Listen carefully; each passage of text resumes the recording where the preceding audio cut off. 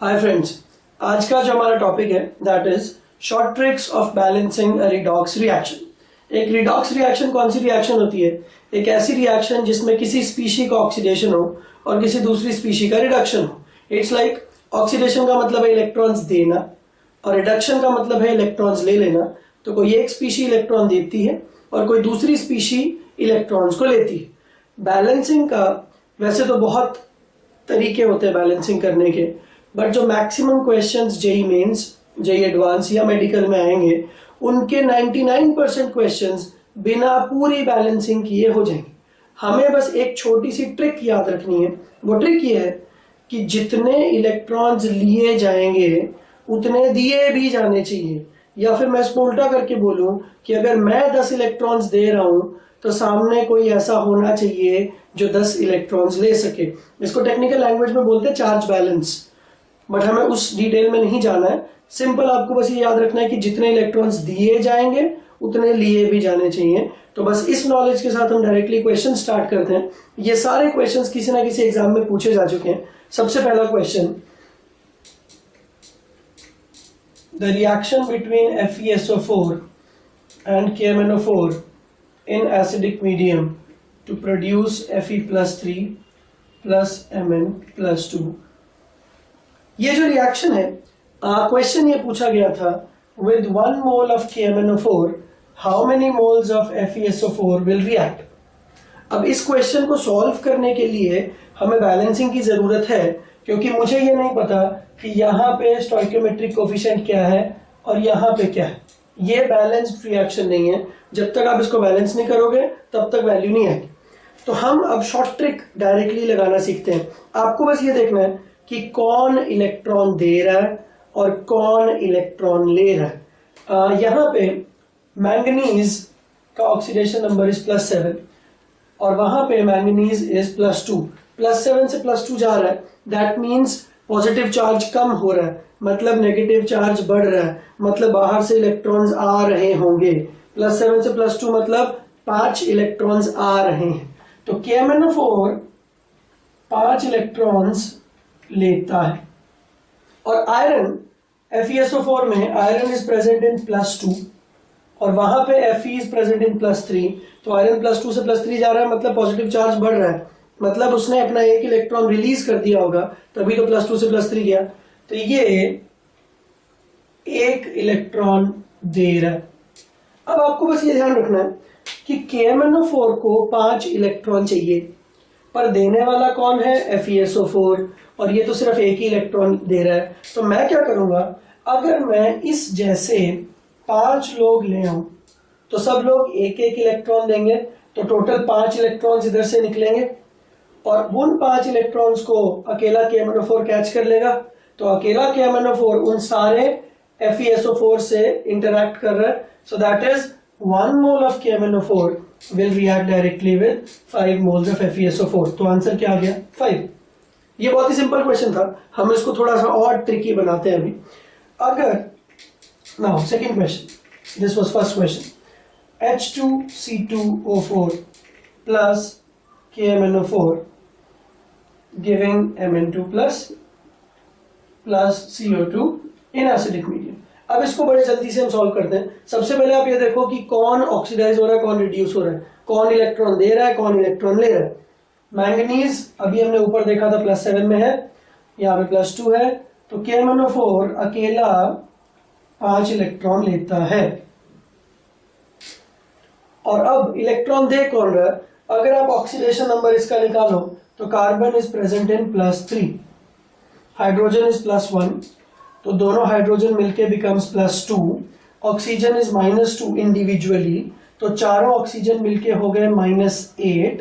तो यहाँ पे कार्बन, दोनों कार्बन मिला के हो गए +6, तो अकेला कार्बन हो गया +3।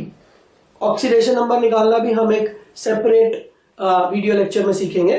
फिलहाल कार्बन यहाँ पे +3 है, यहाँ पे कार्बन +4 है, तो कार्बन +3 से +4 जा रहा है, तो एक इलेक्ट्रॉन का चेंज हमें यहाँ भी दिख रहा है। तो कार्बन अपना एक इलेक्ट्रॉन दे रहा है, बट अब इंपॉर्टेंट बात, जो गलती बहुत ज्यादा होती है, एक कार्बन एक इलेक्ट्रॉन देता है, बट हमारे पास तो 2-2 कार्बन हैं, तो अगर एक कार्बन एक इलेक्ट्रॉन देता है तो दो कार्बन मिलके कितने इलेक्ट्रॉन देंगे? दो। तो ओवरऑल ये जो स्पीशी है H2C2O4 ऑक्सैलिक एसिड, ये मिलके दो इलेक्ट्रॉन देगा। तो अब इंपॉर्टेंट बात, KMnO4 अकेला 5 इलेक्ट्रॉन लेता है, जबकि ऑक्सैलिक एसिड 2 इलेक्ट्रॉन देता है। तो 2 और 5 हम क्या करते हैं, इसका एलसीएम लेते हैं। 5 and 2 एलसीएम कितना होता है? 10। तो हमने क्या किया, ऑक्सैलिक एसिड के हम लोग 5 मोल्स लिए, 5 मॉलिक्यूल्स H2C2O4 के, हर एक मॉलिक्यूल 2 इलेक्ट्रॉन देगा, तो 5 मॉलिक्यूल्स मिलके कितने इलेक्ट्रॉन्स देंगे? 10। और हम KMnO4 के 2 मॉलिक्यूल्स ले आए, अगर एक मॉलिक्यूल 5 इलेक्ट्रॉन लेता है तो 2 मॉलिक्यूल मिलके कितने लेंगे? 10। तो टोटल हमने स्टार्टिंग में क्या कहा था, चार्ज बैलेंस, जितने इलेक्ट्रॉन दिए जाने चाहिए उतने लिए भी जाने चाहिए। तो यहां से 10 इलेक्ट्रॉन निकले, इन पांचों ने मिलकर 10 इलेक्ट्रॉन दिए और इन दोनों ने मिलकर उन 10 इलेक्ट्रॉन्स को ले लिया, तो चार्ज बैलेंस हो गया। तो now 2 moles of KMnO4 are reacting with 5 moles of oxalic acid, hence 1 mole will react with how much? X becomes 5/2। ये क्वेश्चन एक बहुत ही अच्छे एग्जाम में पहले आ चुका है। Then next question number 3। अब ये ऑक्सैलिक एसिड का ही एक कंपाउंड लेते हैं, FeC2O4 plus KMnO4 gives Fe3 plus Mn2 plus CO2। तो बेसिकली क्या हुआ, आयरन यहाँ पे +2 में है, कार्बन यहाँ पे +3 में है, आयरन +2 से +3 जा रहा है, कार्बन +3 से +4 जा रहा है, एंड मैंगनीज +7 से +2 जा रहा है। ठीक है, अब इलेक्ट्रॉन कौन ले रहा है? इलेक्ट्रॉन लेने वाला मैंगनीज है, और KMnO4 टोटल कितने इलेक्ट्रॉन्स लेता है? 5। बट यहाँ पे एक इंपॉर्टेंट बात, इलेक्ट्रॉन देने वाले 2 लोग हैं। एक तो है आयरन जो +2 से +3 जा रहा है, जब वो +2 से +3 जाएगा तो एक इलेक्ट्रॉन आयरन देगा। कार्बन +3 से +4 जा रहा है तो एक इलेक्ट्रॉन कार्बन दे रहा है, बट हमारे पास कार्बन कितने हैं? 2।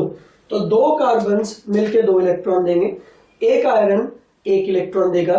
तो ओवरऑल इस कंपाउंड में से 3 इलेक्ट्रॉन निकलेंगे। तो उधर 5 इलेक्ट्रॉन्स की रिक्वायरमेंट है, KMnO4 5 इलेक्ट्रॉन लेता है, जबकि FeC2O4 3 इलेक्ट्रॉन्स देता है। तो अब इसकी बैलेंसिंग कैसे करें? एलसीएम लेते हैं। 5 and 3 का एलसीएम कितना होता है? 15। तो मैं इस कंपाउंड के 5 मोल्स लेता हूं, जब ये अकेला 3 इलेक्ट्रॉन दे रहा है तो पांचों मिलके कितना दे देंगे? 15। और मैं इसके 3 मॉलिक्यूल्स लेता हूं, तो जब अकेला ये 5 लेता है तो 3 लोग मिलके कितना ले लेंगे? 15। तो इधर से 15 इलेक्ट्रॉन निकले और इधर 15 इलेक्ट्रॉन आ गए, तो रेशियो आ गया 5:3। तो क्वेश्चन ये था कि with 1 mole of KMnO4 how many moles of FeC2O4 will react? तो आंसर कितना हो गया? अगर 3 के साथ 5 रिएक्ट कर रहे हैं तो एक के साथ कितना रिएक्ट करेंगे? 5/3। ये क्वेश्चन भी हो गया। नेक्स्ट क्वेश्चन हम सॉल्व करते हैं। ये क्वेश्चन एक बहुत ही अच्छे एग्जाम में पूछा जा चुका है। इसका नाम है फेरस ऑक्जेलेट। फेरस का मतलब होता है Fe+2। बट फिर एक क्वेश्चन आया फेरिक ऑक्जेलेट। अब सबसे इंपॉर्टेंट बात यह है कि फेरिक ऑक्जेलेट का फॉर्मूला ही मैक्सिमम लोगों को पता नहीं होता। ऑक्सैलिक एसिड हमने अभी अभी देखा था H2C2O4। तो अगर मैं इसके दोनों हाइड्रोजन्स को हटा दूं तो यहाँ पे 2- चार्ज आ जाएगा, सो दिस इज ऑक्जेलेट। तो ऑक्जेलेट तो हो गया C2O4 2-, और फेरिक हो गया Fe+3। तो इसको क्रॉस मल्टीप्लाई अगर कर दो तो ये 3 आ जाएगा नीचे और ये 2 आ जाएगा यहाँ पे, तो Fe2C2O4 whole thrice is ferric oxalate. तो क्वेश्चन ये था कि अगेन वही कि with 1 mole of KMnO4 how many moles of ferric oxalate will react? तो ये क्या प्रोड्यूस कर रहे हैं? Mn+2 CO2।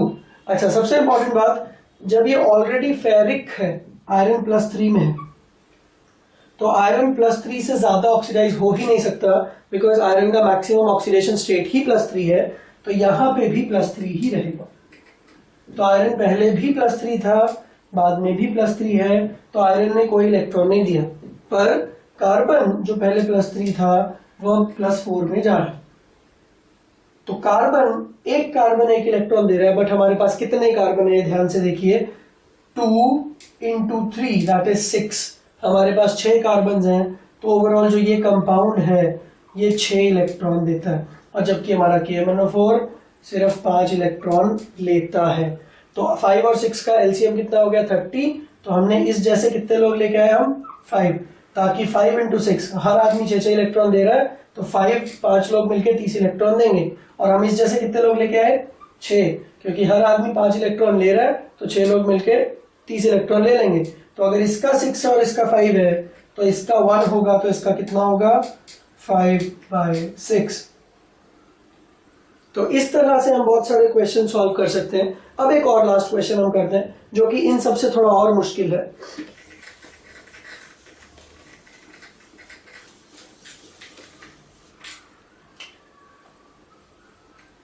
AS2S3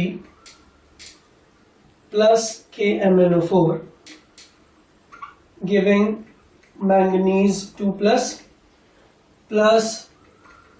arsenic O4 3 minus plus sulphate 2 minus. Now अब आपको बस ये देखना है कि कौन इलेक्ट्रॉन दे रहा है और कौन ले रहा है। मैंगनीज, इनफैक्ट हम हर क्वेश्चन में यही करते आ रहे हैं, मैंगनीज +7 से +2 जा रहा है, तो ये 5 इलेक्ट्रॉन लेता है। ये तो अभी तक हमें याद भी हो गया होगा कि एसिडिक मीडियम में KMnO4 5 इलेक्ट्रॉन लेता है। आर्सेनिक, ये क्वेश्चन बहुत इंपॉर्टेंट है, ये इंडिविजुअली क्वेश्चन आया था। आर्सेनिक सल्फाइड, यहाँ पे सल्फर इज -2 एंड यहाँ पे सल्फर बिकम्स +6। एक सल्फर -2 से +6 जा रहा है, -2 से +6 का डिफरेंस कितना होता है 8। अगर सल्फर अपने 8 इलेक्ट्रॉन दे दे तो जाके -2 से +6 बनेगा। तो एक सल्फर 8 इलेक्ट्रॉन दे रहा है, बट हमारे पास कितने सल्फर हैं 3, तो 8 3 = 24। तो ये जो सल्फर्स हैं 24 इलेक्ट्रॉन तो यही दे रहे हैं। अब बाकी आर्सेनिक, यहाँ पे आर्सेनिक +3 स्टेट में है और यहाँ पे आर्सेनिक +5 स्टेट में है। तो एक आर्सेनिक +3 से +5 जा रहा है, तो 2 इलेक्ट्रॉन्स दे रहा है, तो 2 आर्सेनिक मिलके 4 इलेक्ट्रॉन देंगे। तो आर्सेनिक्स की वजह से 4 इलेक्ट्रॉन निकल रहे हैं, सल्फर की वजह से 24 इलेक्ट्रॉन निकल रहे हैं, तो टोटल कितना हो गया 28।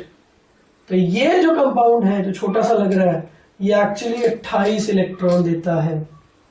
तो अब ये 28 इलेक्ट्रॉन्स दे रहा है और ये 5 इलेक्ट्रॉन्स ले रहा है, तो हम क्या क्रॉस मल्टीप्लाई कर देते हैं, हम इसके मॉलिक्यूल्स लेते हैं 5 और इसके मॉलिक्यूल्स लेते हैं 28, क्योंकि अगर 5 लोग मिलकर 28 इलेक्ट्रॉन्स देंगे इंडिविजुअली, तो 5 × 28 इलेक्ट्रॉन्स यहां से निकले, और यहाँ पे ये अकेला 5 इलेक्ट्रॉन लेता है, बट इस जैसे हम कितने लोग ले आए 28, तो 28 × 5 इलेक्ट्रॉन्स ले लिए, तो जितने इलेक्ट्रॉन्स दिए गए उतने इलेक्ट्रॉन्स ले लिए गए।